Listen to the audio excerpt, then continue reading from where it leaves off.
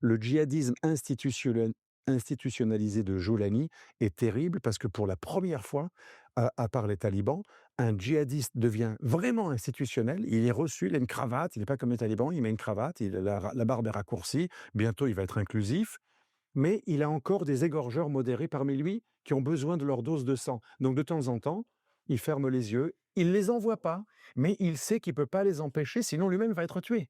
Il y a quelque chose que vous pouvez m'expliquer, parce que là je ne sais pas, hein. Oui.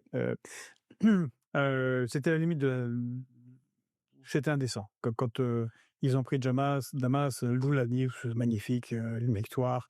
Je parle de nos médias.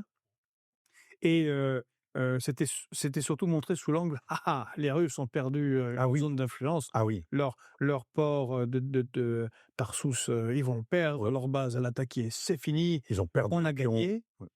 Bon, moi j'étais il y a un mois à Moscou parce que je devais assister. Il y avait Jolani.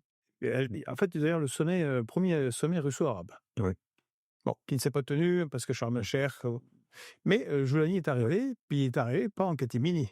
Il y avait Lavrov, tout le monde était là. Hein. Une réception en grande pompe. Accolade, là aussi, avec Poutine. Ça, il y a beaucoup de Russes, ça n'a pas beaucoup plu non plus. Hein, on peut comprendre. Mais là, on a le réalisme le plus brutal qui reprend le dessus. Et il me semble que les bases dont on était si content qu'elles disparaissent sont pas là de beaucoup bouger.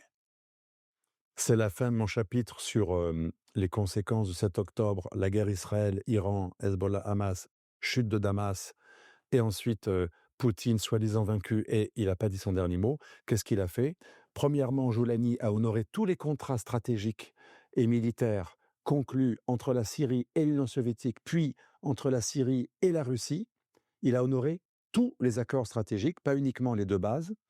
Et deuxièmement, non seulement les Russes ont gardé leur base, parce que Jolani veut un peu faire de la diversification, les sanctions vont pas se lever si facilement, même s'ils le sont levés officiellement, et il a besoin aussi de la reconstruction. Or, les Russes, ils s'en foutent des sanctions, ils sont méga sanctionnés, eux, ils s'en foutent des lois internationales, il se trouve que les Russes vont les aider à reconstruire.